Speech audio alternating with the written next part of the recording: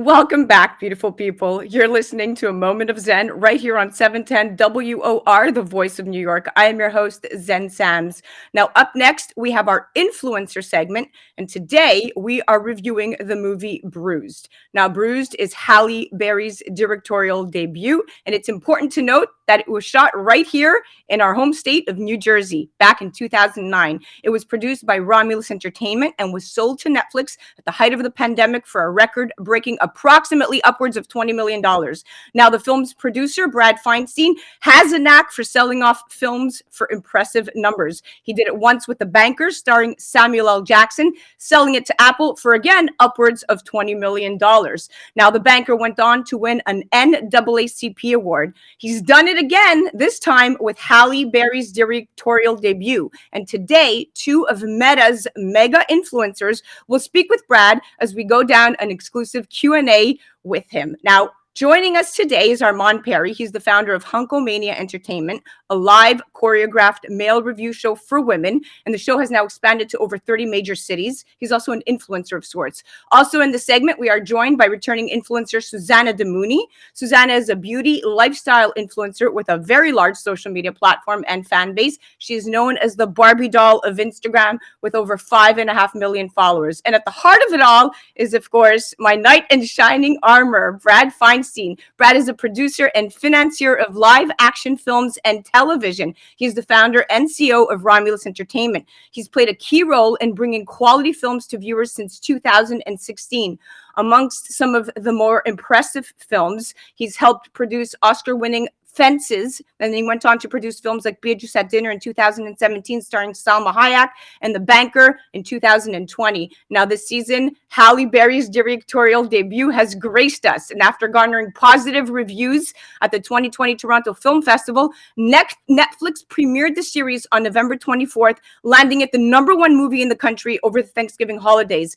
Netflix global release of the movie landed the streamer the #1 film in the week slot in the US and has charted at #2 in its top 10 global English film list. Bruised hit #1 in a total of 21 countries. And according to Netflix, Bruised went on to stream for 47.7 million hours in just the first 5 days of its release. The film follows the story of MMA fighter Jackie Justice, who embarks on reclaiming her lost title and honor. Welcome to the show, my beautiful friends. Hello. How are you? Thank you for having us. Thanks for having me. Brad, welcome. Thank you. Happy to finally be here. This is Brad's debut on A Moment of Zen. And of course, we are going to debut him in the very special segment, the influencer segment. Now, guys, the script was by Michelle Rosenfarm. It stitches together many storylines. You have Halle Berry playing Jackie Justice, who once had a career as a fighter in the mixed martial arts circuit. She's taken to drink and is locked in an abusive relationship with her former manager. And just as Jackie is contemplating a return to the ring, her mother turns up with the 6-year-old son Jackie abandoned shortly after he was born. Here to break it all down for us with some Q&A is Susana Damouni. I will let you go first, my superstar. So this is the first time that Halle Berry has directed a film. And I love that she was a former UFC champion named Jackie Justice. My question is, this is the first time that the UFC has allowed their branding. How did that come about? Because we were all represented by WME that owns UFC at the time, we were able to go directly to Dana White and the UFC, and they were very gracious to allow us to use things like the actual octagon in the ring. And have the opportunity to do the first movie that they were ever fully supportive of was really special for us as the filmmakers. And we wanted to make sure we properly protected their brand. So Brad, you're a film producer. This is a populist film made for the people, correct? Not the critics. Tell me a little bit about that. Well, I'd like to believe we made it for both. I mean, frankly, there's been really good awards buzz on the film.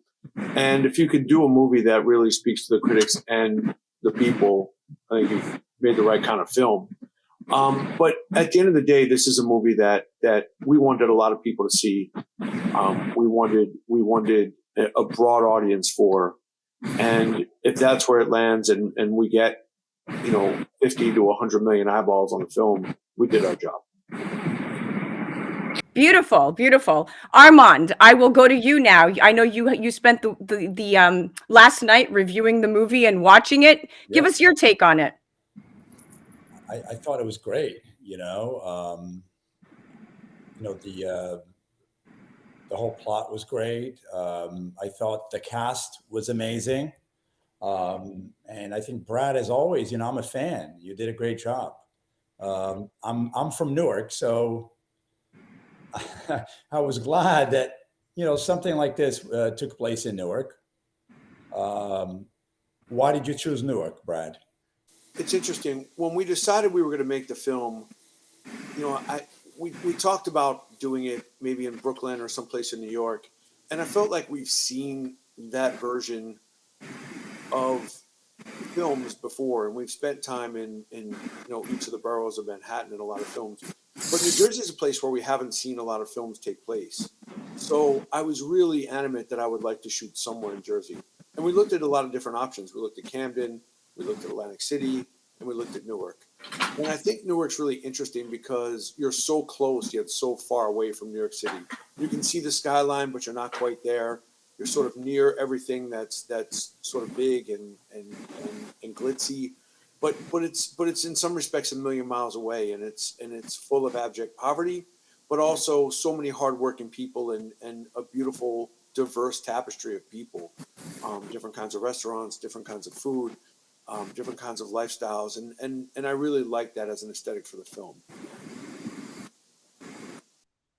Like I said, I'm partial because I'm originally from Newark, and it is a very diverse. There's a lot of hardworking people in Newark, a lot of immigrants coming from Newark with a lot of dreams, and I think that having that kind of background really, really makes you think. It could be anybody. You know what I mean?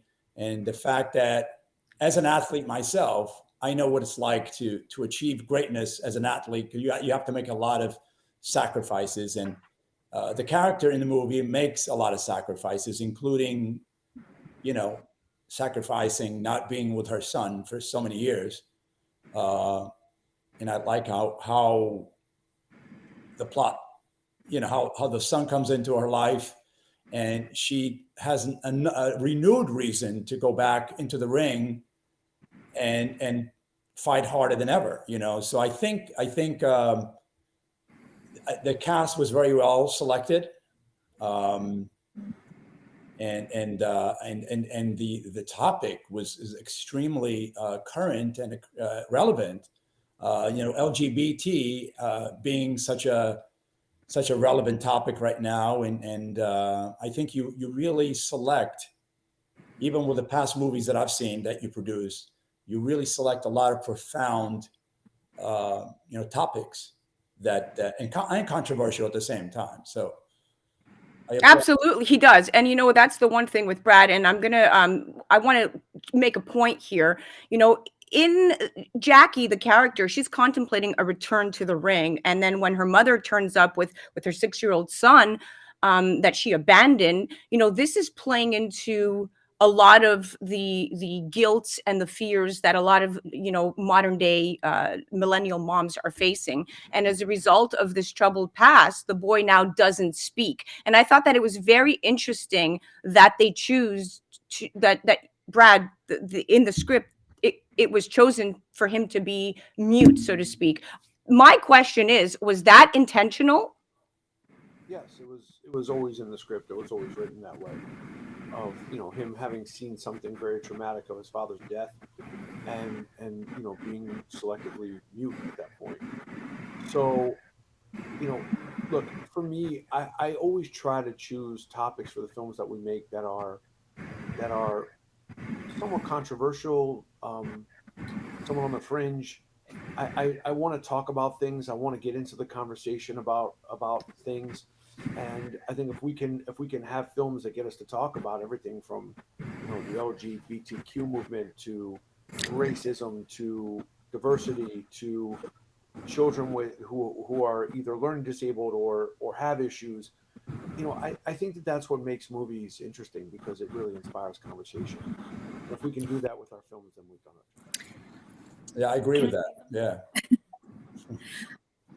Susana, go ahead, Susana. I was going to back you up, Sen. I was going to say the same thing. As the child didn't speak throughout the entire movie, but he was able to express himself through his emotions. I thought he was an excellent actor, and I could totally relate. He was very believable. And I also found it, I wanted to know if there was going to be a sequel to the movie, because I really liked at the end that he finally spoke and said thank you big to his mom, to Justice. I was really wondering, is there going to be a sequel to this movie? Because I want to see more of that little boy too. He's incredible. Halle and our casting director, Ava Kaufman, found him, and they just did an amazing job picking him. He's the best actor in the business, that kid. So I think he's really special. Danny Boyd, I think he's got a big, long career ahead of him.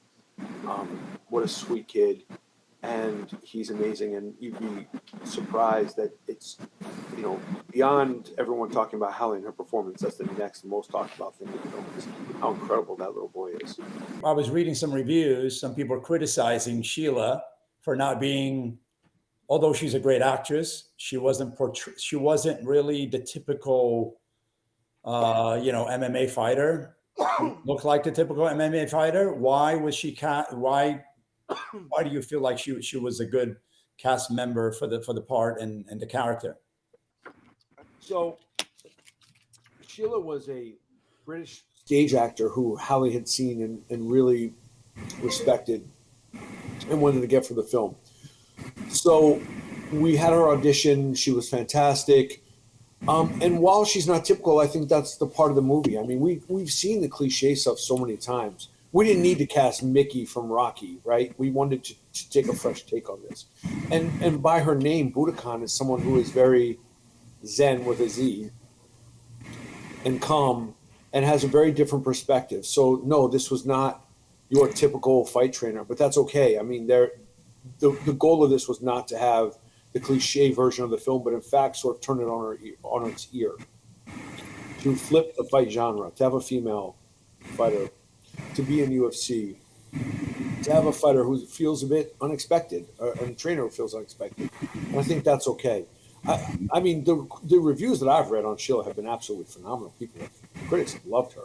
Mm-hmm. Sheila is, in fact, a great actress. And now that brings us to the 1 minute mark, and we are almost out of time. I want to thank Susana Damouni for coming on, and Armand Peri. And of course, thank you, Brad. This was quite exciting, and the first movie review we've done brought to us by Romulus Entertainment. So thank you so much for coming on and chatting with me today.